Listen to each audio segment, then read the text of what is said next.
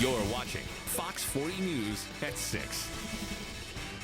Employment scams are on the rise. After the break, a cybersecurity expert shares a guide to spotting scams. Businesses are reopening, and that means jobs, but be on the lookout for anything that sounds too good to be true. Yeah, we're seeing a rise in fake job offers. So joining us this morning to help us spot those employment scams is cybersecurity advisor Scott Beck. Scott, thank you for joining us this morning.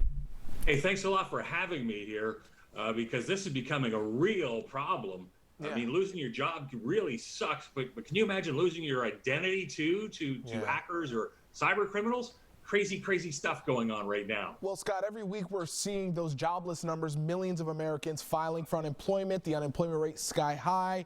People do want jobs, they're looking for it. So what do they need to be on the lookout for as they're starting to see more and more of these job postings come about? Well, with 38 million Americans, over 4 million in California losing their jobs within the first 4 weeks, it's no wonder that we're seeing the rise of these fake jobs. Now, luckily, I guess you could say, many of them share similar characteristics. So there's things that we could be looking for to avoid falling victim. Sure. You got to make sure that they're real. Is requesting personal information. And I know you're saying, hey, Scott, I'm applying for a job. Of course, I got to give them some personal information.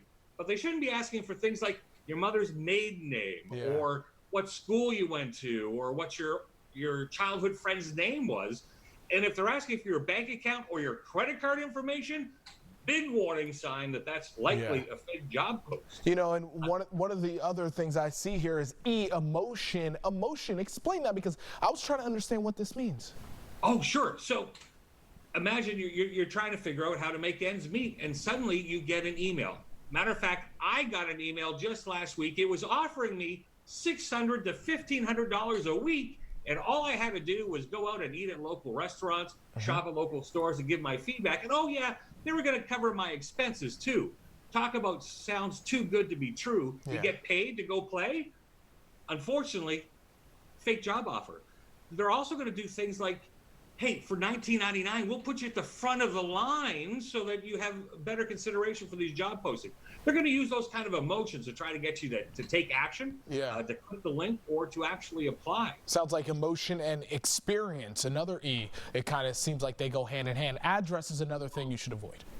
Well, address, and where that comes from is like, where's that job offer coming from? As I just mentioned with that email that got sent to me, I hadn't applied for a job. If you suddenly get a text or an email saying, hey, here's a job offer, how did they know about you? How did they know that you were looking for a job? Or if you've gone online and applied for a job and you do get a confirmation email, which is very common right now, take a look and see where that address is actually going back to make sure it's actually legitimate. Yeah, that's a very good information. Language, your last key here. Yeah, so obviously if you're applying for a job, the employer likely is not going to have spelling errors in those job postings. And the grammar should look like everyday language. If you see warning signs that maybe they use like Google Translator to make up that ad, that could be a warning sign. And the other thing you got to watch for is, are they giving a good description of what that job is and what those responsibilities are?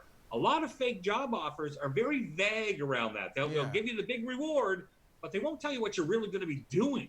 Exactly. Thank you so much, Scott Beck, cybersecurity advisor, for joining us.